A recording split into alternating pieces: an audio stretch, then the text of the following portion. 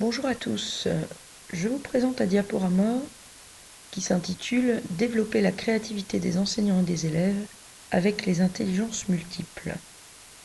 Alors je vais vous présenter dans ce diaporama toute une série d'exemples de ma pratique sur les intelligences multiples.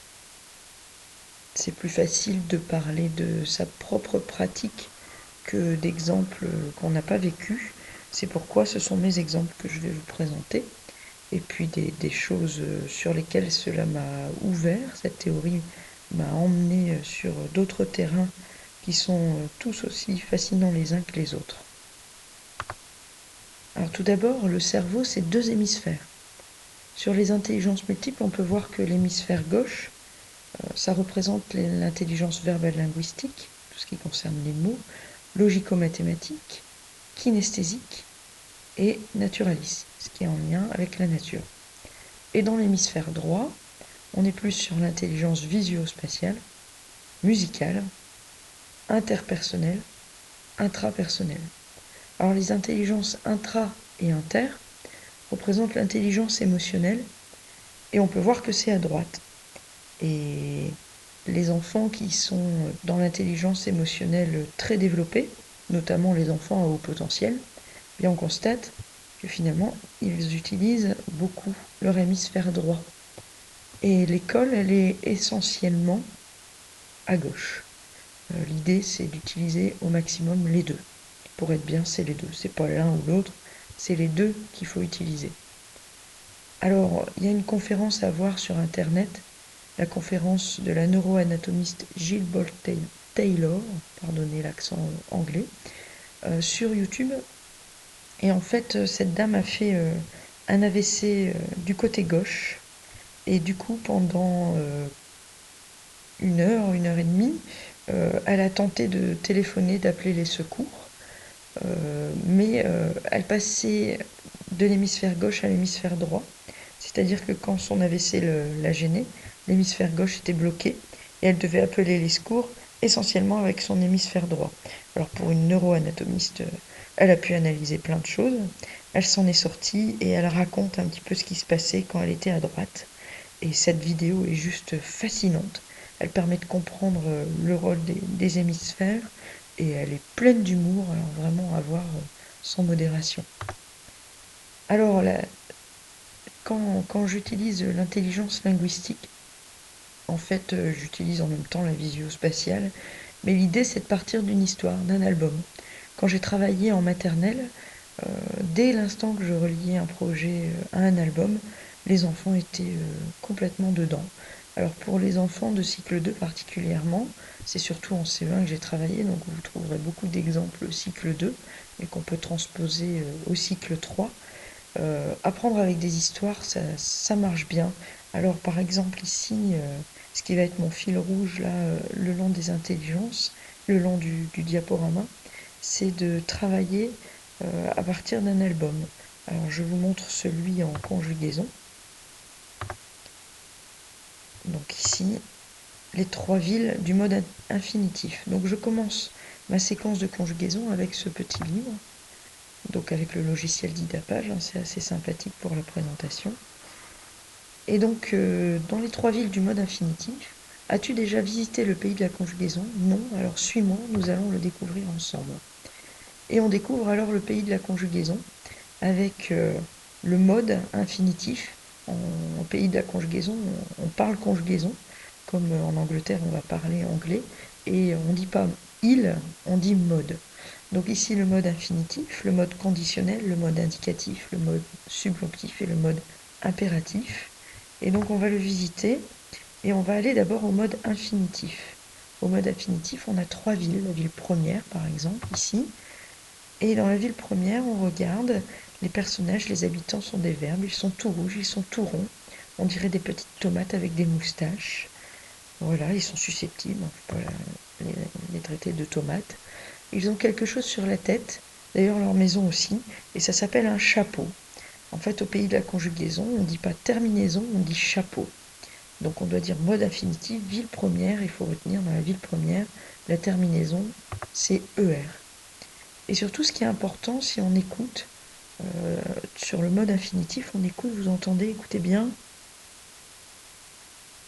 On n'entend rien, car les verbes ne sont pas conjugués, ils se reposent. Au mode infinitif, les verbes ne sont pas conjugués, ils se reposent, c'est quelque chose qu'on doit retenir. Allons voir la ville deuxième. La ville deuxième, eh bien, ils sont tout ronds aussi, mais ils portent la terminaison IR. Enfin, pas la terminaison, le chapeau, faut pas se tromper. Alors maintenant, est-ce qu'on est prêt Est-ce qu'on est prêt à aller à la ville troisième? Elle est un peu bizarre, on a peur. Et donc on arrive sur la ville troisième, et là, les terminaisons, parce qu'on ne doit pas dire chapeau, je me suis trompée, c'est pas chapeau qu'on doit dire, c'est terminaison, au pays de la conjugaison. Donc c'est R-E-O ou O-I-R, mais il y a pire encore. Ils font un peu peur ces verbes troisième. Il y a aussi les polissons, comme venir, cueillir, courir. Ce sont des polissons parce qu'ils ne font pas isson. Et ce sont des verbes troisième. Et il y a le verbe aller aussi, qui a dû quitter la ville, des verbes premiers. Et regardez un peu à quoi ils ressemblent. En fait, ils sont tordus. Ils sont tordus parce que c'est un peu comme les barbapapas. Le radical c'est la partie rouge, c'est quand on enlève le chapeau, la terminaison. Cette partie rouge qui est le radical, eh bien les verbes troisièmes peuvent le transformer. Ils transforment leur radical, c'est un pouvoir qu'ils ont, mais à force de se transformer, comme les barbapapas, ils gardent le corps tordu. Et là, donc, les verbes partent se conjuguer, ils prennent leur bateau, ils enlèvent leur chapeau, leur terminaison, ER, et ils partent au mode indicatif ou conditionnel ou subjonctif. Et donc, les livres suivants, on va voir le passé, le présent, le futur, qui est le livre 2, et le livre 3, comment se conjuguer au présent, etc.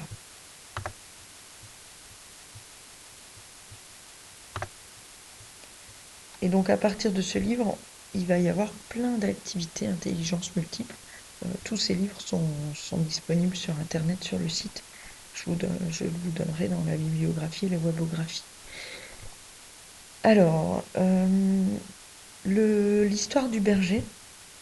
Ici, souvent, je démarre les mathématiques, je me déguise en berger avec un chapeau, et puis je vais raconter mon berger qui veut compter ses moutons.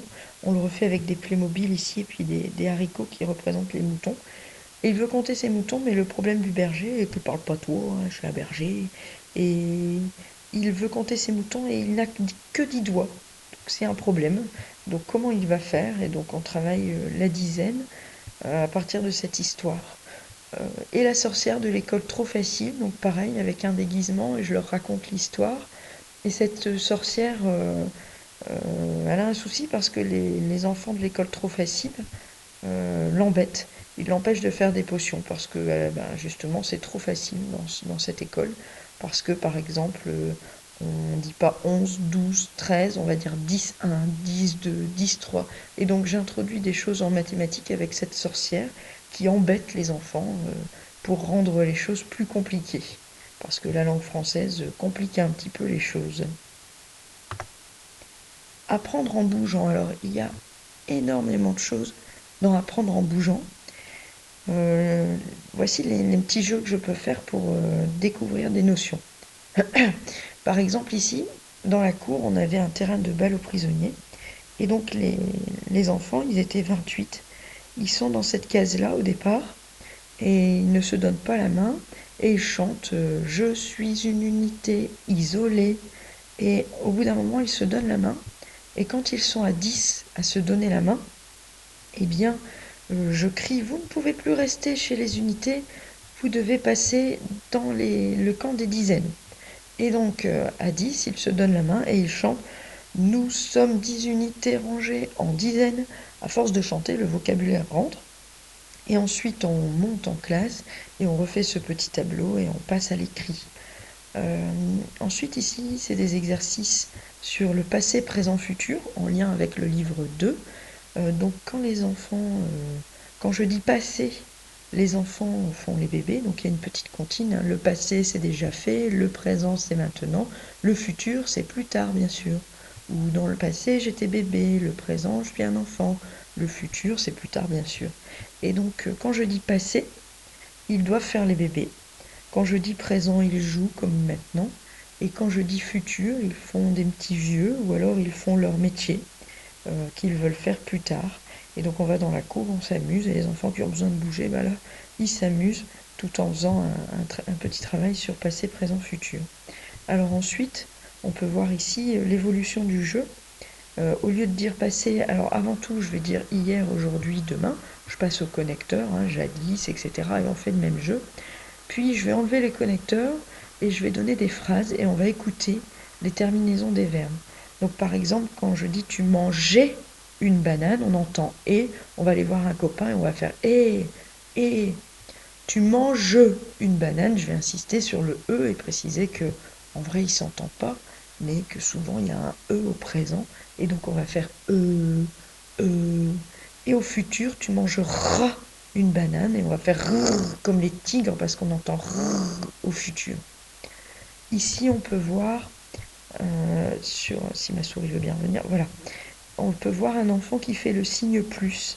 C'est en lien avec une histoire de sorcière où la sorcière va venir donner un coup de pied au signe plus et il va tomber sur ses deux pieds. Et il va souffler, il va faire parce que là, quand il tient sur un pied, le signe plus, il n'en peut plus, il fait plus, plus, plus. Et dans l'école, c'est trop facile, il n'y a qu'une seule opération. 4 plus 4 plus 4 plus 4 plus 4. Et c'est plus facile, c'est super facile, il n'y a qu'une seule opération, mais ça fait un peu mal au poignet.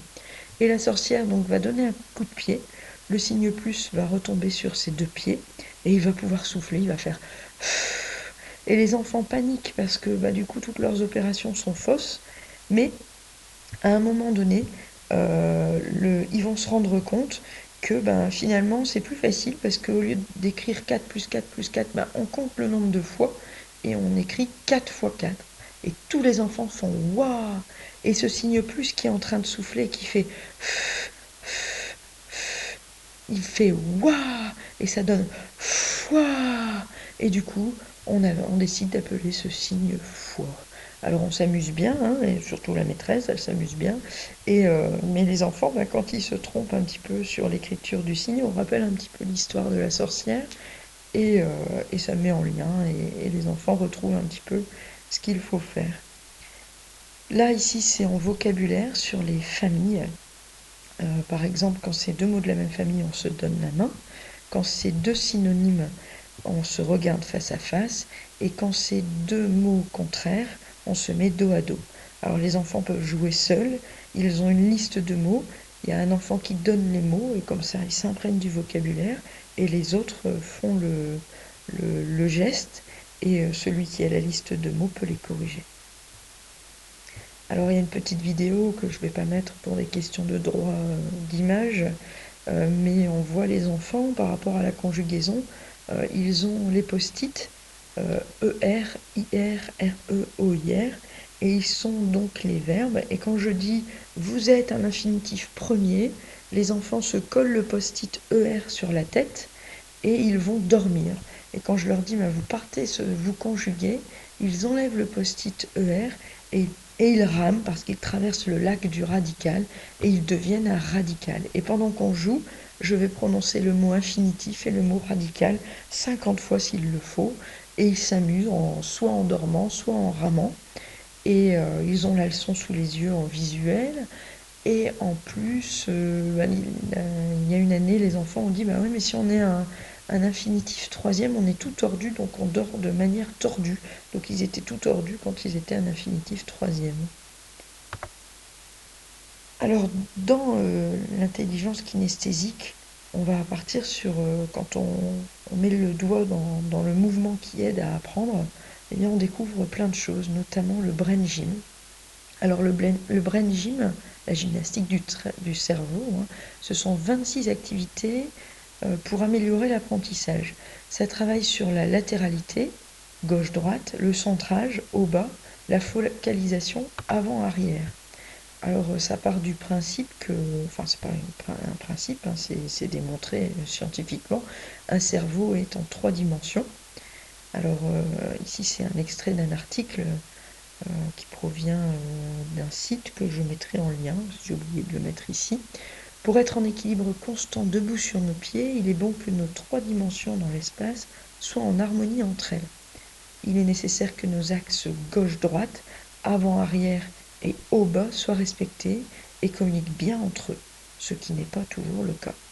Donc pour que notre cerveau reste en équilibre, on peut comprendre que notre cerveau est tridimensionnel, même s'il est bien plus subtil et complexe dans son fonctionnement et sa spécificité dans des tâches bien compartimentées. C'est plus complexe que ça, mais en tout cas pour les besoins de notre compréhension globale, nous pouvons le diviser en 3 parties. Donc ce que je disais tout à l'heure, la latéralité, le centrage, au bas, donc c'est le tronc cérébral et le cervelet. Latéralité gauche-droite, on retrouve hémisphère gauche et droit, et la focalisation avant-arrière, lobe antérieur et postérieur. Donc ici, on voit la latéralité. C'est la ligne qui sépare verticalement le corps en deux, et c'est la référence nécessaire pour toutes les capacités impliquant la latéralité.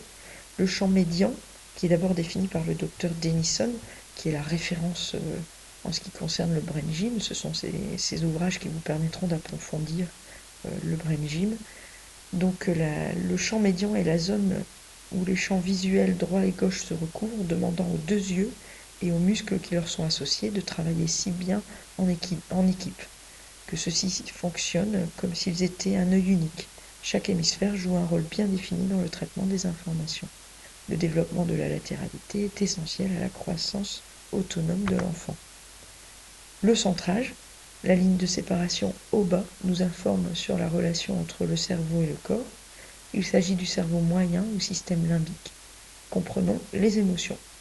Si toutes les informations passent correctement par la base du cerveau, le tronc cérébral, et informent de manière rationnelle le cerveau, nous pouvons agir calmement, objectivement et prendre des décisions rationnelles. En revanche, si ces informations ne sont pas filtrées et perturbent notre mental, alors le cervelet prend le relais pour nous mettre en situation de survie émotionnelle et nous fait agir de manière irrationnelle, fuite, lutte, dans une réponse instinctive. Elle représente la ligne de stabilité. Tout ça, on va le retrouver dans d'autres outils comme le RMT, comme le Balavisix et comme la méditation de pleine conscience. Ce sont vraiment des choses qui reviennent à chaque fois. Les allongements, donc la ligne de séparation avant-arrière, nous informent sur la compréhension entre ce que le cerveau postérieur réceptif a reçu comme information et comment le cerveau antérieur, expressif, va l'exprimer une fois passé par notre filtre. Le sens que nous avons donné à ce qu'on a lu, ce qu'on a vu, ce qu'on a entendu, pour en tirer nos propres conclusions. La capacité à regarder les détails tout en gardant une vue d'ensemble nous permet ainsi de nous faire un point de vue personnel. Nous pouvons nous concentrer ou prendre du recul, être attentifs ou dans l'observation du tout. Chaque détail a son importance dans un tout. C'est notre vision étroite nécessaire au détail et notre vision large nécessaire au contexte. C'est la ligne de participation. Alors dans les exemples qu'on trouve ici de mouvements, enfin c'est pas les exemples, c'est les 26 mouvements qu'on trouve. Vous trouverez plein de choses sur internet, sur les sites que j'ai mis un peu en ligne, mais il y en a plein, et plein d'ouvrages.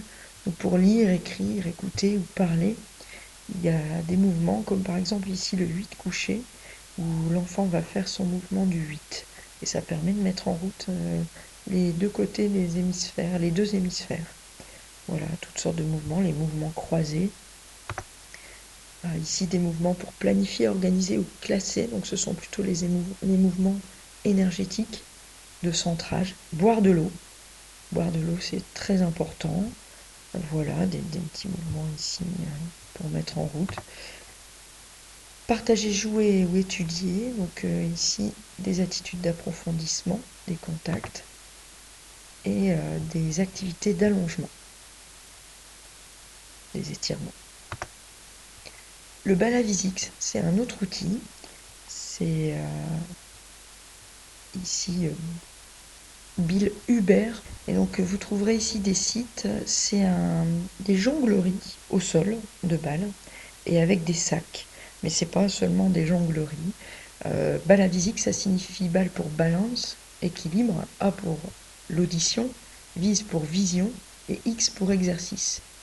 Et donc le but, c'est d'équilibrer, de renforcer, d'optimiser les systèmes vestibulaires, proprioceptifs, visuels, auditifs et tactiles simultanément. Alors, ça se pratique avec des sacs et des balles rebondissantes. C'est sous forme de jeu où chacun avance à son rythme. Cette activité développe et intègre bon nombre de compétences. En effet, des combinaisons qui peuvent sembler très simples et d'autres qui paraissent très compliquées, mais le corps s'organise. Par exemple, le mouvement des bras s'acquiert petit à petit et permet de réaliser des figures plus complexes, sollicitant les yeux d'une autre façon pour une meilleure coopération de leur part. Toutes les activités visuelles s'en trouvent améliorées, et le son émis par les balles à chaque rebond a également son importance, ainsi que le rythme donné dans chaque enchaînement. On sait que le rythme est important pour la lecture, pour plein de choses. Pour avoir fait la formation pendant 6 jours, le rythme qui est donné par les balles, quand on est à 30, comme le mouvement des mains, c'est le même, les balles tapent au même moment par terre, et ça donne un rythme à 30 avec les balles, c'est juste génial. Et ça fait vraiment quelque chose. Et le rythme, à force de le faire, bon, 6 jours complets, le rythme, on l'a bien, mais il est complètement intégré. Et pour avoir fait aussi un protocole de méditation de pleine conscience, quand j'ai fait les 6 jours de Balavisix, j'ai vraiment ressenti un calme euh, et une amélioration de la concentration, comme quand j'ai pratiqué la méditation de pleine conscience. Il y a vraiment quelque chose qui se passe au niveau de l'attention et de la concentration. Et quand on le fait à plusieurs, comme on se met au rythme, on prend le même rythme, et si on se trompe dans le mouvement, ben, le rythme est changé, et du coup le son est changé, et bien là, on mobilise vraiment son attention. Et pour le faire avec des enfants en difficulté, on voit que les enfants, ils accrochent complètement et ils le font. Et en plus, ça fait le même travail que le brain gym. Comme on croise au niveau des yeux, enfin, ça englobe tout, et c'est un jeu de balle. Donc c'est juste génial. Alors malheureusement, on ne peut pas le propager comme on veut, mais heureusement aussi parce que ça préserve la qualité de cet outil. Mais donc Bill Hubert vient régulièrement en France faire des formations, parce qu'on n'a pas le droit de pratiquer ça sans la formation. On n'a pas le droit de former d'autres personnes. C'est Bill Hubert qui décide de qui forme, tout simplement pour pas détourner l'outil. On reconnaît ça aussi chez Maria Montessori, hein, qui a des règles très précises et très strictes pour devenir formateur de sa pédagogie, pour qu'elle ne soit pas pratiquée n'importe comment, et qu'on critique après sa capacité de résultat parce que c'est pas forcément bien fait. En tout cas, c'est passionnant à faire, c'est vraiment très intéressant et c'est facile à mettre en place dans les écoles à partir du moment où on a le matériel. Donc la formation à conseiller, pourquoi pas avec le DIF par exemple. Voilà, et donc on voit que les compétences visuelles s'améliorent, lecture, écriture, à mesure que les élèves suivent des yeux les balles, évaluent les distances, ils doivent coordonner les yeux et les mains pour attraper. Alors il y a une vidéo fabuleuse sur le site officiel, mais il faut comprendre l'anglais. Donc si vous comprenez l'anglais, allez voir, il y a des témoignages d'enseignants. Ensuite, le RMT. Alors le RMT, c'est le docteur Harald Blomberg, un médecin psychiatre suédois qui a créé le programme, basé sur des exercices rythmiques qu'il a appris avec Kirsten Linde, qui est un médecin qui travaillait avec des enfants et des adultes atteints de problèmes neurologiques. Et donc il s'est aperçu des résultats qu'elle avait, notamment avec des exercices rythmiques, mais il est allé plus loin et il a travaillé avec les réflexes primitifs. Et donc qu'est-ce que le RMT? Ce sont des mouvements qui imitent de plusieurs façons les mouvements que les bébés et les jeunes enfants font naturellement et automatiquement lorsqu'ils grandissent. Et donc un des objectifs du RMT est de magnifier les sensations de mouvement avec comme cadre de référence les patrons propres au développement psychomoteur, les réflexes. Que sont les réflexes? Appelés aussi réflexes primitifs ou archaïques, ce sont des programmes moteurs essentiels à notre survie et à notre développement physique, intellectuel et émotionnel. Ils sont là pour nous accompagner au quotidien et nous procurer bien-être, aisance et succès dans nos activités de chaque instant, qu'elles soient physiques, cognitives ou émotionnelles. Alors dans les réflexes, par exemple, on a le 4 pattes et on s'aperçoit qu'un enfant qui n'a pas fait de 4 pattes, eh bien, n'a pas intégré complètement ce réflexe, et ça a des répercussions sur sa vision, son travail, sa posture. Ces enfants-là, souvent, on les voit assis sur une chaise avec la jambe pliée, et donc ils sont assis à moitié à genoux. Eh bien, c'est parce que au niveau du réflexe, il y a des tensions. Alors pour les enfants qui n'ont pas eu suffisamment de stimulation, ça peut apparaître sous forme de troubles d'attention avec ou sans hyperactivité, de problèmes émotionnels, de difficultés d'apprentissage. Et la bonne évolution des réflexes archaïques permet au bébé de tenir sa tête et de regarder devant lui, donc maîtrise des muscles de la nuque, de ramper, marcher à quatre pattes, se mettre debout jusqu'aux apprentissages les plus fins comme le langage, la lecture et l'écriture. Donc si ces réflexes ne s'intègrent pas, ils peuvent devenir persistants et parasiter l'enfant dans son développement, ne lui permettant pas de mettre en place des comportements de coordination volontaire et de motricité fine. Des compensations en découlent, comme tenir son crayon de manière crispée. Il lui est difficile de se concentrer, il peut manquer de coordination. Par ailleurs, si ces réflexes ne sont pas développés à temps, l'enfant va manquer de fondations solides pour certaines activités dans ses apprentissages. Il veut faire quelque chose, mais sa main n'obéit pas. Son accommodation visuelle est difficile, il ne peut pas envoyer la balle là où il veut. Il fait de nombreuses fautes dans ses dictées, il lit avec difficulté, ne se tient pas assis tranquillement, voilà, etc. Il y a plein de choses. Et donc, si le RMT vous intéresse, eh bien, pareillement, sur le site, on trouve tous les liens, toutes les explications, et il y a une formation pour les enseignants, notamment en maternelle, pour travailler ces réflexes en psychomotricité. En motricité. La psychomotricité, c'est pas forcément du domaine de l'école, mais en tout cas, il y a plein de jeux possibles pour travailler ces réflexes. Alors, autre gros chapitre, apprendre avec les images. Alors là, on voit plusieurs petites choses. Ici, par exemple, la recette de la phrase du livre La grammaire en 3D, où on va travailler la grammaire avec des assiettes. Ici, on voit en grande section le travail sur la phrase, où on voit le bonhomme phrase avec le groupe sujet qui est un qui en bleu, l'assiette que fait, qui est le groupe verbal avec le verbe et le complément du verbe, et qui a des mains, puisque c'est une action. Et le ou le quand, c'est le complément circonstanciel, le complément de phrase. Et il a des chaussures ou un skateboard, parce qu'il peut se déplacer dans la phrase.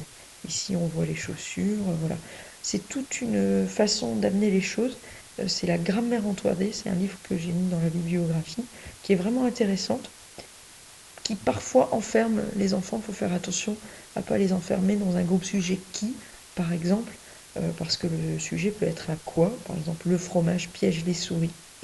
Et donc ça peut enfermer, donc attention à ne pas les enfermer, surtout en CE1. Ça peut être un début en grande section, mais ne pas les enfermer en CE1. Et en grammaire, on a de bons outils aussi dans la pédagogie Montessori. Alors ici, on voit l'analyse grammaticale des mots et des assiettes, des fonctions. Les assiettes, c'est pour les fonctions, mais on a des petits symboles ici qu'on retrouve, on en retrouve d'autres dans la pédagogie Montessori. Moi, ceux-là, je les aime bien, ils sont simples. C'est mieux que de mettre un petit D ou un petit N qui rajoute de l'écriture en dessous. Et bien là, le déterminant, ça va être un petit carré. Le nom, un grand carré. Donc ce qui est logique, puisque déterminant et nom, ça va ensemble. Et la moitié du carré, ça fait un triangle. Et donc l'adjectif va être un triangle. Et pour avoir la notion de groupe nominal, bien si on met le petit carré ici et le triangle au-dessus, ça forme une maison. Et les enfants s'imprègnent vraiment de la notion de groupe nominal avec la maison. Le verbe est un rond. En pédagogie Montessori, on trouve le rond et la balle parce que la balle bouge, si on la lance, elle roule. Et comme le verbe, c'est une action, ça agit, alors que le nom, si on le pose, si on le fait en 3D, on peut le faire en pâte à sel, cette petite maison. Et là, on a le nom qui est un cube et qui ne bouge pas. Si on le pose, ça ne bouge pas parce que c'est pas une action. Voilà, et on retrouve ici une structure de phrase avec maison, rond, maison. Et les enfants vont commencer à s'imprégner de cette structure de phrase. On peut la retrouver en kinesthésique en la mettant avec de la musique, ou pardon, pas en kinesthésique si on la fait avec des gestes, et en musique si on la fait avec des instruments. Une collègue faisait la grammaire avec des percussions. Et l'enfant comprenait la structure de la phrase groupe sujet, verbe, groupe verbal, parce que chaque fonction avait un instrument de musique. Et donc, au niveau de la sonorité, il entendait que c'était tout le temps les mêmes sons. Euh, et il s'imprégnait de la structure de la phrase. Donc, il y a vraiment plein de choses à faire avec ça. Le TBI, qui est un outil de l'intelligence visuo-spatiale, ça aide beaucoup. Voilà, les cartes heuristiques, alors on va aller un petit peu plus loin, voilà, en voilà une. Alors les cartes heuristiques, si on prend la théorie complète, elle est complexe, il y a plein de choses à mettre dedans, mais très simplement, on peut démarrer en mettant la notion au centre. Chaque branche a une couleur, et chaque branche est donc un morceau de la notion. Et puis, on ajoute des dessins, parce que dans un dessin, il y a beaucoup plus de choses qui sont dites. Un dessin renferme beaucoup plus de choses au niveau du concept que des mots. Et donc, par exemple, avec des CE1 qui débutent avec les cartes heuristiques, on peut la faire au crayon de bois et puis la repasser avec eux, leur faire ajouter des dessins. On peut aussi faire du collage, par exemple sur les noms propres. Je leur avais donné plein d'images en géographie, les planètes, les régions, le département. Et donc on avait fait les branches, on avait mis les mots et ils devaient coller les images au bon endroit. Alors ça n'aide pas tous les enfants. Un enfant dyspraxique peut avoir beaucoup de mal avec une carte heuristique, mais ça peut être une présentation de leçon en plus. Si on présente la leçon de manière linéaire, on la présente aussi de manière avec une carte heuristique, donc visuelle, visuelle spatiale, et puis on ajoute une petite chanson et on a 3 entrées pour que l'enfant mémorise la leçon. J'ai oublié de dire aussi, le gros avantage des cartes heuristiques, c'est qu'elles font les liens.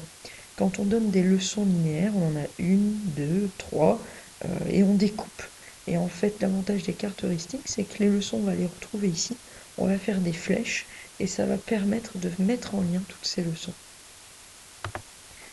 Alors ici, en visuel, un outil qu'on retrouve dans les éditions CED, dans une, je ne sais plus le nom, mais dans un fichier mathématique CED, où là on retrouve en calcul mental des symboles qui viennent illustrer les techniques de calcul mental.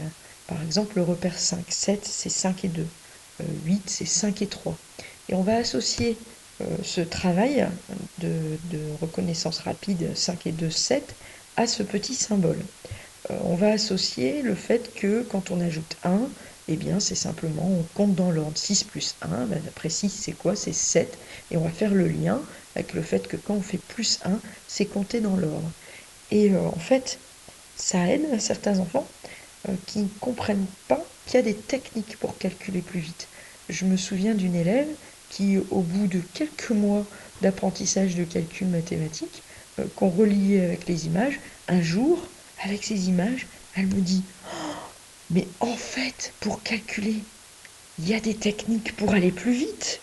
Alors là, mais j'étais heureuse, et c'est là que j'ai compris que ces images permettaient pour certains de faire le lien et de comprendre qu'il y avait des techniques. Et donc, pour les problèmes, j'utilise beaucoup les images comme passage entre la notion abstraite et la notion concrète, l'écrit. Et ces images vont permettre aux enfants qui n'arrivent pas à rentrer dans l'abstraction, et en CE1, on a ce souci-là avec des programmes qui commencent à rentrer dans l'abstraction, mais n'y sont pas forcément, et bien vraiment utiliser les images. Alors là, cette image-là, tous les schémas sont étudiés avant. Cette image-là ici qui est le contenant, on va d'abord dessiner des contenants. C'est quoi un contenant? Ça peut être un caddie, ça peut être une voiture, ça peut être une piscine, ça peut être un enfant qui tient des ballons. Donc on va vraiment voir ce que c'est que le contenant et on va voir ce que c'est que le contenu. Qu'est-ce que ça peut être le contenu? On va dessiner plein de contenus et on va faire les liens. Et ensuite, on va étudier chaque schéma avec des graines, on va s'amuser à le manipuler et on va voir que Quand on a des graines dans le contenant, on en ajoute. On peut aussi mettre des graines dans le contenant, on a 2 paquets, on les met, on réunit, voilà, etc. Et on va associer un geste. Alors je fais la comparaison avec la méthode Borel-Mesoni, où dans la méthode Borel-Mesoni, on entend un son, on fait le geste, on associe le geste à l'écrit, puis on passe à l'écrit. Eh bien, avec les problèmes, on lit le problème, on fait le geste, ici réunir, hein, donc l'enfant a d'abord son bras ici sur le côté, le bras de l'autre côté, et il réunit les 2 paquets. Puis on associe le geste au schéma, donc on va faire des jeux, hein, on montre un schéma, on fait le geste, il y a des petits jeux qui permettent d'associer les deux, et le schéma permet de passer à l'opération. Alors on a un enfant qui vient avec son problème, Madame, j'ai pas compris, on va relire le problème ensemble, on va le mimer, et souvent l'enfant, quand il a bien intégré le travail ici, quand c'est vraiment travaillé à ce niveau-là, une fois qu'on a mis le geste, qu'on a mimé le problème, et bien tout de suite, ok, il va chercher le schéma, il va chercher l'opération. Apprendre en chantant. Alors, quand vous avez des capacités musicales, eh bien, ça aide. Quand vous n'en avez pas, comme moi, c'est plus compliqué. Et moi, ce que j'utilise surtout, c'est l'écriture de rap. Donc, soit les enfants écrivent un rap, je leur donne des mots et ils écrivent le rap, soit je leur donne un rap à chanter par rapport à une leçon. Alors, par exemple, ici, celui des verbes à l'infinitif du livre 1, là, on a la leçon en linguistique.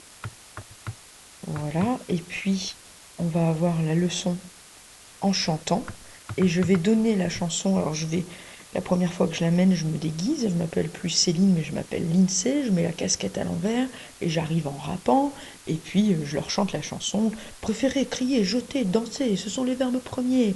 On les reconnaît quand ils ne sont pas conjugués. Ils portent la terminaison ER et ils sont très fiers. Voilà, etc. Et donc les enfants ensuite ont le choix de réciter la leçon par le rap ou de la lire hein, avec le rap sous les yeux, c'est pas une récitation obligatoire. Ils peuvent aussi apprendre la leçon en linguistique et puis on retrouvera une carte heuristique éventuellement. Et donc ils s'amusent et puis le rap on l'enregistre et on le met sur la radio de la classe ou sur le site. Voilà. On a en mathématiques, avec la sorcière, bien, on retrouve des chansons, la chanson du berger pour la dizaine. Quand c'est organisé, ça va vite à compter, des petites choses comme ça. Et ici, un outil, le Boomwalker, qui est excellent et qui est intéressant. Je vous invite à aller voir sur Internet, qui permet de faire pas mal de choses. Voilà, et en grammaire, donc on peut éventuellement mettre un instrument sur chaque mot, sur chaque nature de mot, et puis la phrase devient une partition, et on joue la partition de la phrase en musique, c'est assez sympa à faire et rigolo.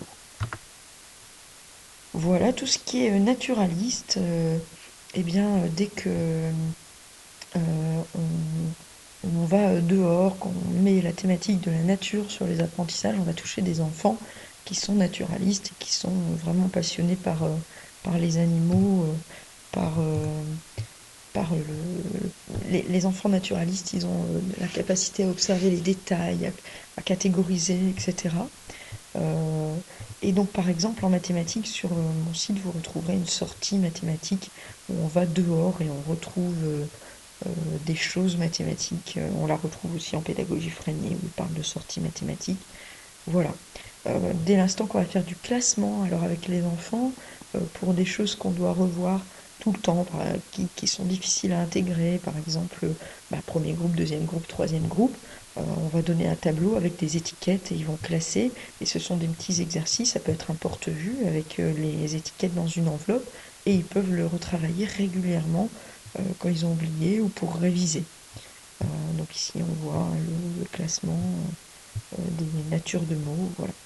Et plus on va travailler le classement, la catégorisation, ça aide beaucoup pour mémoriser, puisque la catégorisation aide à la mémorisation.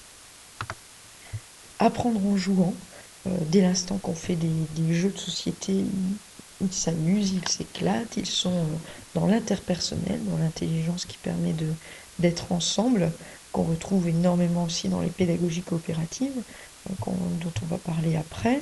Les pédagogies coopératives permettent de développer les capacités interpersonnelles. L'interpersonnel, c'est apprendre en lien avec les autres, à communiquer. Les enfants qui ont cette intelligence développée peuvent communiquer avec les autres, ont des capacités pour comprendre les autres, pour organiser, voilà. Et les jeux qui sont faciles à détourner, on a les jeux de cette famille, les mémories, on peut les détourner pour plein de choses. Le jeu de loi, ici on retrouve le jeu, la grammaire en 3D, c'est une pratique qui est déjà bien instaurée dans les classes. Il y a quelques jeux que j'ai mis sur mon site que vous pourrez retrouver. Et l'intelligence intrapersonnelle. Donc inter et intra, c'est l'intelligence émotionnelle. L'intra, c'est vraiment se connaître, c'est gérer ses émotions. Et pour apprendre à se connaître, eh bien, il faut avoir un retour sur son travail. Et les outils qui permettent d'avoir un retour sur son travail, c'est tous les outils de la personnalisation des apprentissages, les outils des pédagogies coopératives, notamment le plan de travail et tous les outils qui vont avec. Le plan de travail, c'est pas seulement une liste de choses à faire, c'est gérer son travail, savoir où j'en suis, gérer son autonomie, se corriger, savoir si demander de l'aide, savoir si je suis capable d'aider, donc la mise en place du tutorat. Donc là, on retrouve tous les outils des pédagogies coopératives qui sont à développer. Le cahier portfolio, qui peut être un outil aussi qui permet de se connaître. Une astuce pratique, parce que photocopier les pages des cahiers pour constituer un portfolio, c'est quand même très très lourd. Pour ma part, j'ai jamais réussi à le faire. Par contre, on peut prendre des petites vignettes, des petites étiquettes, et par exemple, aller coller l'étoile jaune sur le travail dont je suis très fière. Ça peut être une gommette rouge sur celle où ça a été dur, j'ai mis beaucoup d'efforts, j'y suis parvenue. Voilà, mettre des petites gommettes sur les travaux et quand les parents regardent, ils voient la gommette et ils savent un peu ce que pense leur enfant ou l'enseignant. Ça peut être la gommette de l'enseignant qui félicite particulièrement le travail. Voilà. Bien sûr, pas mettre des gommettes punitives, ce qui n'irait pas dans le sens d'aider l'enfant à se construire. On va le voir après, ça n'aide pas. Et dire ses émotions pour gérer les conflits. Donc tout ce qui est communication non violente, gestion des émotions. On retrouve les messages clairs en pédagogie coopérative. Et le statut de l'erreur, souvent on l'accepte pour les apprentissages en mathématiques par exemple. L'enfant se trompe, c'est normal, il se trompe. Donc on va l'aider à apprendre, on va pas le punir parce que il se trompe et lui copier des lignes en disant je dois réussir mon opération mathématique. Et bien dans le comportement, le statut de l'erreur, je le vois exactement de la même façon.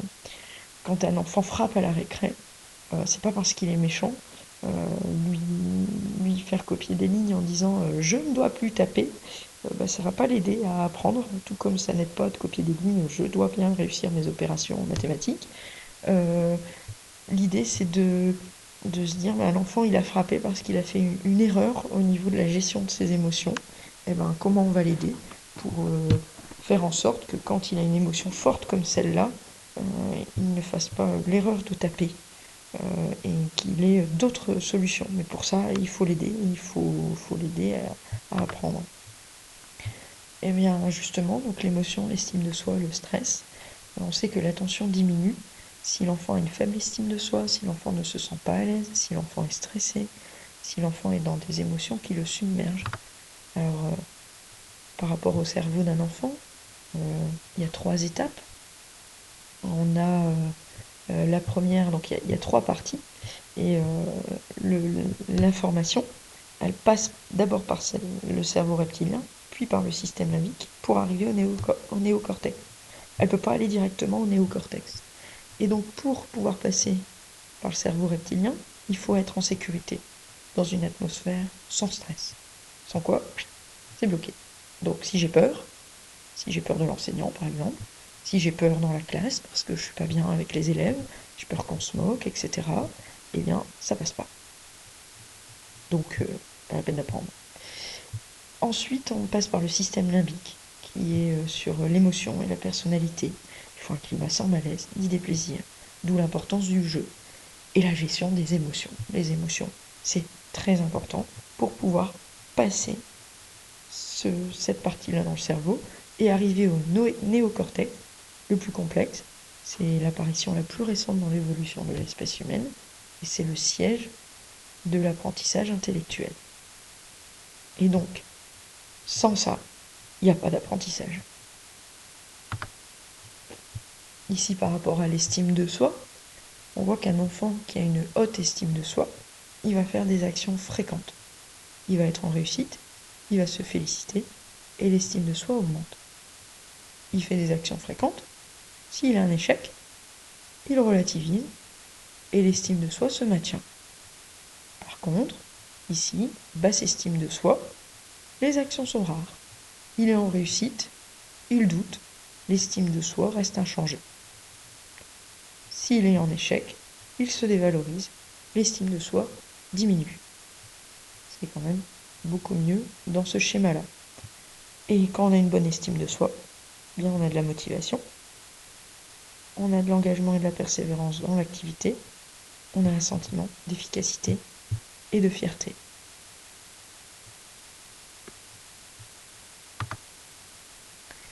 La méditation de pleine conscience, c'est un mot qui parfois peut faire peur, parce que dans méditation, on entend religion et on entend bouddhisme. Sauf que ce protocole-là, le MBSR, c'est pas relié à une religion, au contraire. C'est un protocole qui a été fait en enlevant toute la partie religion et qui a été évalué par les neurosciences. Et donc avec les neurosciences, ils ont été chercher tous les bienfaits de la méditation qu'on retrouve dans le bouddhisme, mais ils sont allés voir tout ce qui fonctionne et ils ont créé un protocole qui n'est pas du bouddhisme, qui n'est pas religieux, mais un protocole qui permet d'améliorer l'attention, la concentration, la gestion des émotions.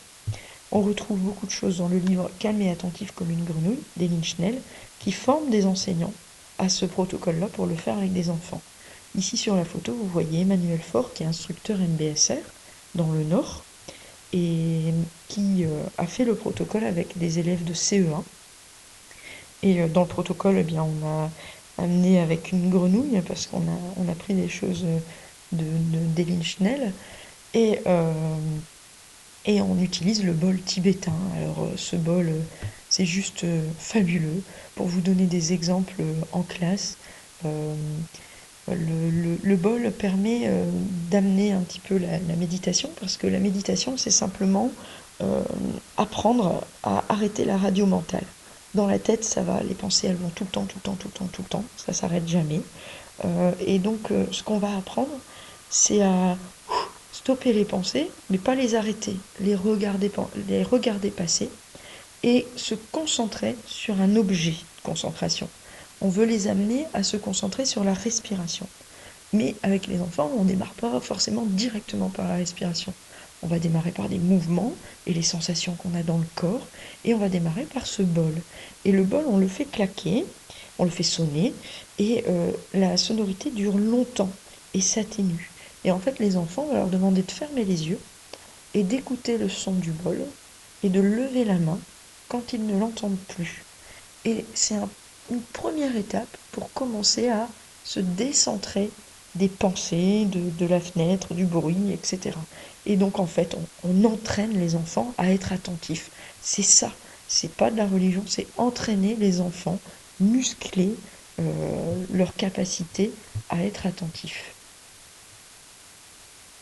Et donc ce protocole a permis d'observer, avec les parents qui ont répondu à des questionnaires avant et après, des enfants qui ont fait des progrès dans leur gestion des émotions. Alors pour les petites anecdotes vécues avec les enfants, il y avait un enfant particulièrement turbulent qui avait besoin par moments de se calmer quand une émotion était très forte, par exemple la joie. Il était capable de monter debout sur la chaise, de crier, de sauter, courir. Quand une émotion était très négative pour lui, il insultait, c'était compliqué. Et une fois, il avait donc ses outils, l'outil physique, mais aussi l'outil du bol.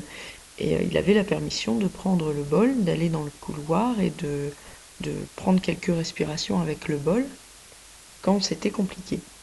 Et donc ma collègue dans la classe d'en face avait sa porte ouverte et entend le son du bol tibétain dans le couloir. Elle se demande ce qui se passe, elle va le voir et l'enfant lui explique. Et à ce moment-là, elle le prend dans sa classe et il a fait faire toute la séance du bol aux enfants de grande section de sa classe. C'était un moment assez sympathique et pour l'estime de soi de cet enfant, c'était vraiment bien et on peut voir à quel point c'était utile. Et cet enfant-là l'utilise encore aujourd'hui, utilise encore certaines techniques qu'on a apprises avec la méditation de pleine conscience 2 ans après. Et l'autre anecdote, c'était en classe où la tension remontait. J'étais assez énervée par ce qui se passait. Avec un enfant, on était en train de s'énerver tous les deux. Et l'enfant m'a regardée avec des petits yeux ronds. Hein. Je suis pas parfaite, je m'énerve aussi. Et il me regardait d'un air de dire « Mais t'es en train de t'énerver, t'es en train de t'énerver ?» Et les autres enfants me regardent et me disent « Madame, madame, donne un coup de bol !» Et du coup, je suis allée m'asseoir. J'ai fait 2 coups de bol, on a pris les respirations et on s'est regardé avec l'enfant, tout sourire et le calme était revenu. En tout cas pour moi, c'est certain. Et une autre fois, elles sont remontées de classe. Un autre enfant était en larmes, en crise, en colère de ce qui s'était passé. Il y avait une dispute. Et avant de régler le problème, j'ai pris le bol, on a fait quelques respirations et on a pu discuter du problème. Et cet enfant-là ne pleurait plus, il était calme et il a su discuter et décrire les faits sans insulter l'autre enfant. Donc vraiment, l'effet bol est sympathique. Et la communication non violente, alors un outil super abordable, il existe celui des enseignants, hein, où c'est pour apprendre au lieu de celui-là, mais c'est les mêmes auteurs. Parler pour que les enfants écoutent et écouter pour que les enfants parlent. La communication non violente, c'est toute une formation. Eh bien, ces 2 auteurs l'ont vulgarisé dans un livre. Et rien que ce livre permet de développer des compétences en communication non violente par soi-même. C'est juste énorme ce qu'elles ont réussi à faire, parce que la psychologie de l'enfant, c'est pas forcément abordable. On a Thomas Gordon qui fait une théorie, qui a cette théorie et qui a des ouvrages, mais qui sont un peu plus complexes. Ici, dans ce livre, on retrouve des BD qui montrent ce qu'il faut pas faire et ce qu'il faut faire. Alors la première fois qu'on le lit, on voit ce qu'il faut pas faire. On lit même, il faut pas insulter l'enfant. Non, j'insulte pas mes enfants. Et puis là, on a un exemple de la BD. Oh, mais tu es petit quand tu fais ça, ou tu es un bébé. Eh bien, oui, on insulte nos enfants quand on dit ça. Et il y a d'autres exemples, et c'est presque du langage courant chez les parents de parler comme ça. Et en fait, on l'insulte quand on fait ça. Et donc, il y a la BD de ce qu'il faut faire. Et là, on lit ce qu'il faut faire. Et on se retrouve avec nos enfants dans la situation du livre. Et là, on fait ce qu'on fait d'habitude. On change rien, sauf qu'on s'en rend compte. La première étape, c'est oh, mince, j'ai fait ce qu'il faut pas faire. Du coup, on retourne dans le livre, on regarde le livre, et là, on relit. Et puis un jour, il se passe quelque chose, votre enfant arrive, et puis là, il vous dit il m'a tapé, j'ai mal à la jambe. Et puis là, on se dit habituellement, on aurait dit oh, mais il l'a pas fait exprès, c'est pas de sa faute. Et l'enfant, si, il m'a tapé. Et on part dans le conflit entre les deux. Sauf que le réel souci de l'enfant, c'est qu'il a mal. Et donc là, on va se centrer sur ses émotions, on va dire ah oui, tu as dû avoir mal, ça fait mal à ton genou, tu veux qu'on mette de l'eau? Et hop, l'enfant, c'est réglé. Il veut pas aller dans le conflit, il veut juste qu'on s'occupe de sa douleur. Et là, pour la première fois, ça marche et on est heureux. Et du coup, on retourne voir le livre et on l'apprend par cœur. Alors voici un autre exemple. Hein. Ce sont des habiletés en fait qu'on développe. Une habileté ici, dans l'enseignement, c'est d'écrire un message plutôt que de dire des choses. Un enseignant a envoyé cette note à une élève qui tardait à remettre son devoir. « Chère Chantal, ton travail aurait dû être remis vendredi dernier. Dis-moi quand je le recevrai. J'ai hâte d'avoir ta réponse. Sincèrement, Monsieur Léger. » Donc en plus, ces petites notes-là, on peut les mettre avec plein d'humour. Un autre exemple, c'est l'armoire à chaussures. Quand vos enfants laissent traîner les chaussures dans la maison, eh bien l'armoire peut parler en disant j'ai faim, je veux manger des chaussures. Et là, vous voyez votre petite 5 ans qui court partout dans la maison, ramasser les chaussures de tout le monde pour donner à manger à l'armoire. Il s'éclate. Et donc vous avez la version ado, vous avez la version enseignant avec tous les exemples qui permettent de développer des, des habiletés en communication non violente. Et en ce qui concerne la communication non violente et les pédagogies coopératives, eh bien, on va retrouver les messages clairs euh, dont je parle plus longuement dans ma formation sur la personnalisation des apprentissages. Et les messages clairs, ce sont des messages qui permettent de mettre en avant les émotions. Voilà, donc il y a plein de choses à découvrir sur les émotions. En mathématiques, tout ce qui touche les nombres, les puzzles, les lotos, tout ce qui est sur l'expérience, les expériences en sciences, résoudre des problèmes, mettre des hypothèses, se mettre en recherche, être dans la déduction, touche au logicomath. Alors, un auteur qui est fabuleux pour moi en mathématiques, c'est Stella Baruch. C'est du bon sens, mais elle a poussé le bon sens au bout de la perfection. C'est une perfectionniste, c'est une didacticienne. Euh, donc, pour donner des exemples, hein, elle utilise le langage et le sens pour apprendre les mathématiques. Par exemple, une notion qui est importante, la différence entre nombre et numéro, où là, on voit un nombre d'enfants, il n'est pas forcément écrit. Le nombre sert à compter, et là, c'est un nombre un nombre d'enfants, 3. Et là, c'est le numéro 9. Le numéro ne sert pas à compter, il sert à repérer. Et elle va aussi mettre la différence entre le nombre 2 ici et le nombre, par exemple, 3. C'est une représentation d'une quantité. Alors quand je travaille avec les enfants, je leur fais fermer les yeux et on voit 3 chats. Et donc là, les enfants, ils voient 3 chats, les chats gris, etc. Mais tous voient des chats. Par contre, si je leur dis 3, là, ils peuvent voir un tas de choses. Ils peuvent voir des bâtons, ils peuvent voir des chats, des chiens. Et puis on va passer au dessin. Si je dessine 3 chats, c'est long. Je vais dessiner les chats, je vais mettre plein de détails, on est dans du dessin. Alors que si je leur dis de dessiner 3, on peut le faire rapidement avec des points, avec des barres, avec le chiffre si on l'écrit. Là, on ne le représente plus, on l'écrit. Voilà, on va faire tout ce travail-là pour commencer à leur faire comprendre qu'on représente des nombres. Et puis, cette distinction entre nombre et nombre 2, eh bien, on va la retrouver dans les problèmes mathématiques, où là, par exemple, ici, est-ce que je peux dire 4? Alors oui, parce qu'il y a 4 pieds de table. Et donc, on va discuter de ça. Est-ce que je peux dire 4 ici? euh, bah, non, parce qu'il y en a 5. Puis quelqu'un va dire, bah oui, mais 4 gros ballons. Cette leçon-là, et ici, est-ce que je peux dire 4? Bah, non, parce que il y a des animaux et des objets, ça va pas ensemble, on peut pas dire 4 quelque chose, à mettre en lien avec la leçon de vocabulaire sur les mots étiquettes. Et bien ça va nous servir en problème, avec l'exemple du problème du capitaine. J'ai 4 moutons, 3 chiens et 2 vaches. Le capitaine de son bateau a 4 chiens, 3 moutons et 2 vaches. Quel âge a-t-il? Eh bien, les enfants vont répondre à ce problème. Ils vont additionner les nombres et ils vont vous donner une réponse. Eh bien, c'est intéressant de le travailler et c'est en lien avec tout ça. Et Stella Baruch amène les choses de sorte à ce que les enfants prennent conscience de tout ça. Elle va parler aussi, elle va utiliser le langage. Ou par exemple ici, alors le mot unité, là, cet exemple, euh, j'ai 17 images. L'unité est image. Le nombre d'unités est 17. Et donc Stella Baruch va insister sur le fait que ici, le mot finalement n'est pas bon. C'est le nombre de 1. Parce que unité, c'est tout ce que l'on peut compter par 1. Et on trompe les enfants avec le mot unité qui a plusieurs sens. Donc il y a tout un travail sur ce mot unité. D'ailleurs ici cet exercice ne peut pas être présenté comme ça. Le nouveau mot aussi.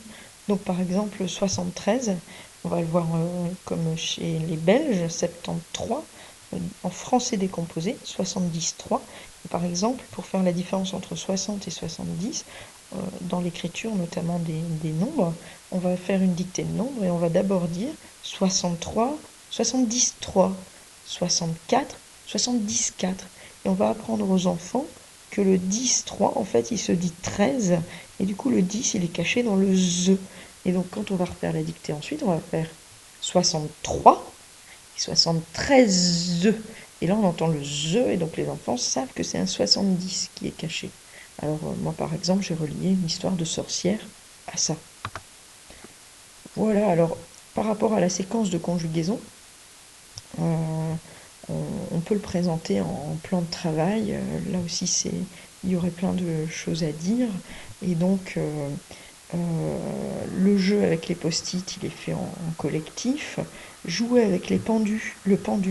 Donc ça, c'est le jeu qui est relié à mon petit livre des verbes, où là, vous voyez, les enfants ont une liste de verbes. Verbes du premier groupe, deuxième groupe et troisième groupe. Alors pour celui-là, c'est premier et deuxième groupe. Et ils doivent mettre les traits ici du verbe qu'ils ont choisi et la terminaison au-dessus. Et donc très vite, les enfants, en jouant en pendu, vont se rendre compte qu'il y a toujours R, puisque c'est ER ou IR. Voilà, ensuite ils vont proposer E ou I, et ensuite ils vont chercher le verbe dedans. Pour les verbes du troisième groupe, ils seront tordus, bien évidemment. Et ensuite, on va dessiner les verbes. Alors là, si je vous faisais dessiner les verbes, je vous dirais de dessiner le verbe manger, par exemple. Et donc là, vous dessineriez un rond avec mange ici au radical et ER. Et le fait de dessiner le verbe, vous séparez le radical de la terminaison. Mais on est dans du dessin. Donc les enfants qui aiment dessiner, ils vont se régaler. Là, on les accroche aussi. Et le verbe manger, par exemple, ils vont rajouter un sandwich, ils vont rajouter des petits détails et ils vont s'amuser. Et puis donc là on travaille la séparation radicale, terminaison.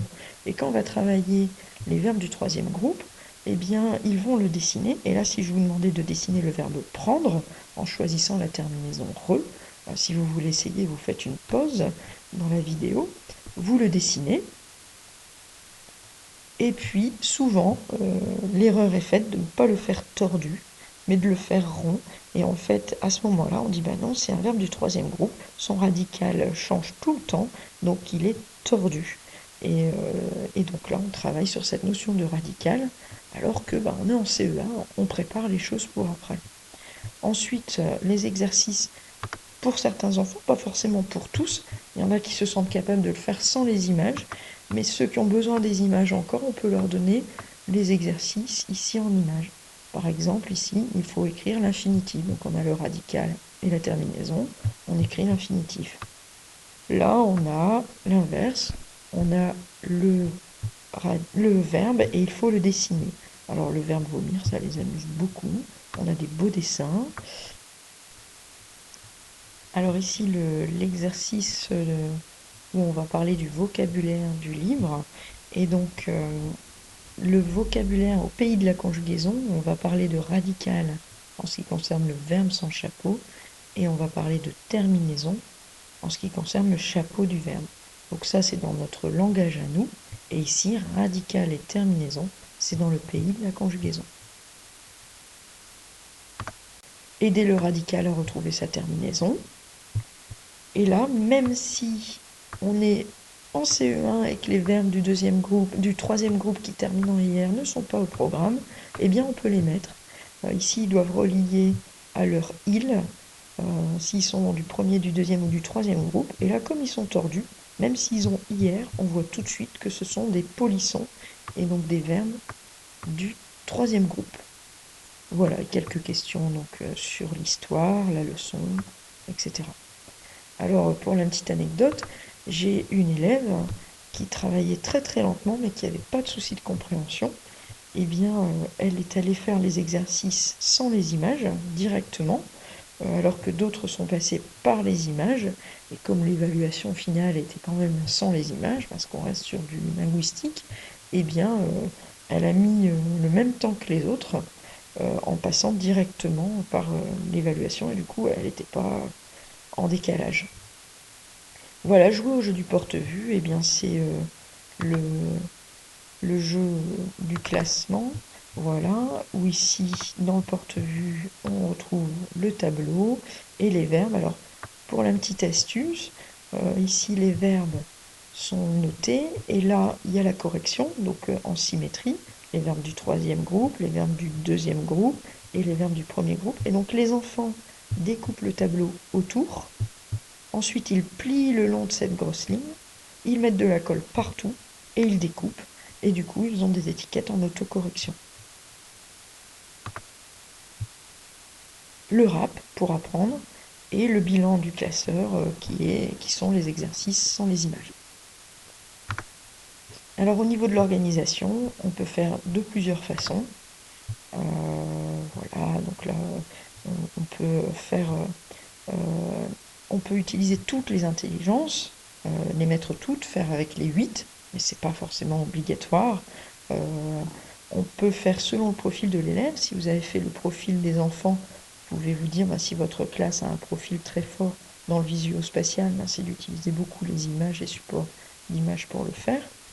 Si c'est plus faible, eh bien, vous savez que si vous allez faire une séquence qui utilise cette intelligence-là, eh bien, les enfants seront un peu plus en difficulté, mais il faut les développer aussi. Mais au moins, vous le savez. Donc, vous pouvez mettre les dispositifs un peu en place. Donc, on peut toutes les faire ou pas. On peut faire selon... Alors, c'était le profil de la classe, voilà, ou le profil de l'élève. Soit c'est selon l'élève, soit c'est la classe. Là, ce que j'ai expliqué, c'était la classe.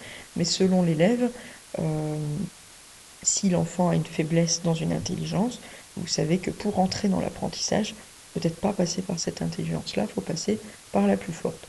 Par contre, aller développer aussi cette intelligence-là. Alors on peut s'organiser dans les salles, quand on est dans un contexte collège, on a le CDI, on a plusieurs salles, ou on n'a qu'une salle, ou on peut le faire à plusieurs, et donc là, on peut disposer de plusieurs salles. Dans le primaire, voilà, si on est plusieurs enseignants à le faire, on peut utiliser plusieurs salles. Admettons faire des activités plus bruyantes dans une salle et plus calmes dans une autre. Donc la notion, on peut choisir de le faire sur une notion ou de le faire sur plusieurs notions. Votre séquence intelligence multiple peut se faire sur plusieurs notions, mais on peut choisir aussi, moi je préfère passer par une notion, une difficulté, parce que la séquence intelligence multiple, je ne vais pas aller la faire sur tout, je vais aller la faire sur une notion qui est vraiment difficile à passer chaque année. Ensuite, en ce qui concerne voilà, les matières, c'est pareil, on peut choisir de mélanger plusieurs matières. Et l'organisation, on peut le faire en collectif, en petits groupes d'ateliers, en plan de travail. Alors, on peut faire une organisation selon l'apprentissage. Par exemple, ici, quand on est dans la phase de découverte et de compréhension, on va aller dans le kinesthésique, on va aller dehors et faire un jeu. On va aller dans le visuo-spatial. Tout ce qui est mémorisation, le musical aide bien. Les raps, voilà, les comptines, par exemple apprendre ses tables en chantant, ce sont des choses qui aident à mémoriser. Le naturaliste, on pourrait le mettre ici aussi, dans le sens où le classement catégorisé, ça aide la mémoire. Tout ce qui est entraînement, j'ai mis les jeux, tout ce qui est jeux de société, ça permet de s'entraîner. L'intra, on pourrait énormément le mettre ici, dans le sens où le plan de travail qui va découler de cette partie-là, le plan de travail permet de s'entraîner et de se connaître, de structurer. Et naturaliste, c'est tous les exercices de classement qui permettent, de par le fait que ce sont des étiquettes, bien de le faire et de le refaire. C'est en autocorrection. Alors l'autocorrection, elle intervient ici, surtout dans l'entraînement. Et donc pour structurer et évaluer, on en est quand même très souvent en linguistique et logicomath, puisqu'aujourd'hui on nous demande d'évaluer par écrit, donc on en revient ici, chose qui changera peut-être dans l'avenir. Voilà, et l'intrapersonnel,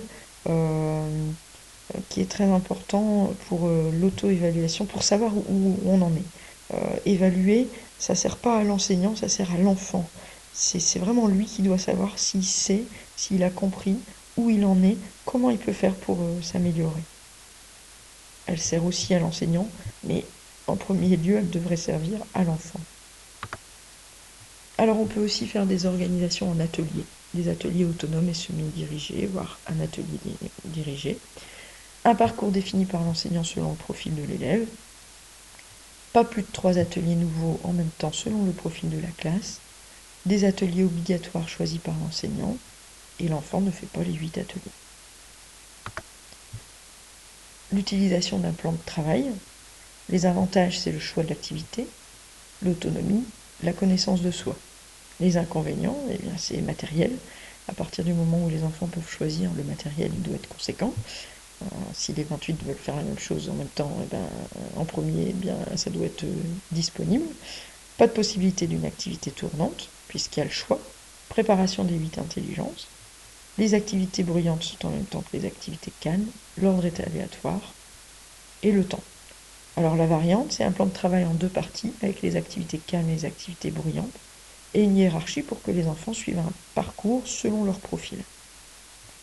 Alors, vous trouverez des exemples sur le site ou dans le document diaporama. L'organisation selon l'intelligence. Alors là, ce sont des séances d'intelligence multiple dans l'emploi du temps. Par exemple, à tel moment, on va faire l'intelligence interpersonnelle, à tel moment, on va faire l'intelligence visio-spatiale, et là, on mélange les activités. Donc les avantages, c'est que ça respecte les rythmes des enfants. Toutes les intelligences sont utilisées puisque inscrites à l'emploi du temps. Les activités calmes et bruyantes, on peut les séparer. Possibilité, en travaillant à plusieurs, de faire des salles spécifiques. Les inconvénients, le suivi est plus difficile. Les séances de jeu, par exemple, s'il y a plein de notions, c'est un peu plus difficile d'aller voir où ils en sont. Matériel en grande quantité, et toutes les matières sont mélangées.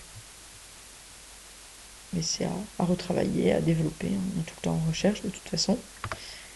Voilà, et l'évaluation, juste rapidement, comment évaluer avec les intelligences multiples. Quand on évaluera autrement que par l'écrit, peut-être que dans les livrets d'évaluation, on pourrait avoir, voilà, avec les images, sans les images, en musique, que les enfants puissent choisir de présenter leurs connaissances de la manière dont ils souhaitent. Alors, des pédagogues qui utilisent les intelligences multiples, Maria Montessori, et évidemment. Alors, la pédagogie Montessori, elle utilise particulièrement le visuo-spatial, l'intrapersonnel, l'interpersonnel, j'aurais dû le mettre aussi, et le kinesthésique. Alors, pourquoi ? Parce que déjà, il y a tout le matériel qui permet de manipuler tous les concepts. On a en visuo-spatial parce qu'il visualise tout de par le matériel, et l'intra parce que les enfants ont vraiment une gestion des émotions, parce que dans la pédagogie Montessori, le cœur de cette pédagogie, il y a le matériel évidemment, mais c'est surtout la bienveillance de l'enseignant, la conviction de vouloir développer le potentiel humain. Et Maria Montessori, c'est ce regard qu'elle avait sur l'enfant, ce respect du rythme, cette connaissance de l'enfant qui permettait de vraiment répondre à ses besoins et de l'aider à se développer. Et donc l'interpersonnel, parce que les enfants en classe multi-âge, et de par la liberté qu'accorde ce matériel, les enfants s'entraident, ils coopèrent, ils se montrent. On vit vraiment ça dans les classes Montessori. Alors par exemple la division qui se fait entièrement avec des perles, et on peut diviser des milliards avec les perles comme ça, avec plusieurs tableaux. Tout peut se faire en manipulation. Ensuite, par exemple, ici on a le cube qui est un pulse que les enfants utilisent en maternelle, et qui en fait représente les identités remarquables en mathématiques. Donc c'est un exemple qui montre bien comment Maria Montessori voit les mathématiques. Elle les voit en 3D, et elle a conçu un matériel qui permet de manipuler les concepts mathématiques.